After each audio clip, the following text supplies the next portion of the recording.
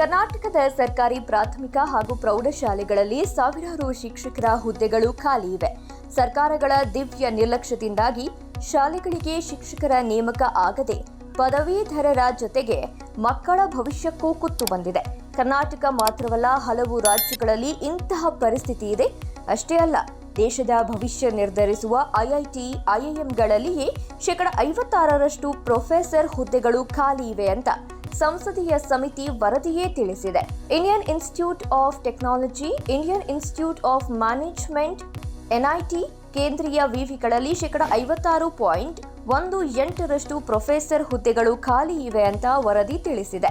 ಖಾಲಿ ಹುದ್ದೆಗಳ ಕುರಿತು ಶಿಕ್ಷಣ, ಮಹಿಳೆಯರು, ಮಕ್ಕಳು, ಯುವಕರು ಹಾಗೂ ಕ್ರೀಡೆ ಕುರಿತ ಸಂಸದೀಯ ಸಮಿತಿಯು ವಿಸ್ತೃತ ವರದಿ ತಯಾರಿಸಿದ್ದು, ಕೇಂದ್ರ ಸರ್ಕಾರ ಕೂಡಲೇ ನೇಮಕಾತಿ ಮಾಡಿಕೊಳ್ಬೇಕು ಅಂತ ಸೂಚಿಸಿದೆ.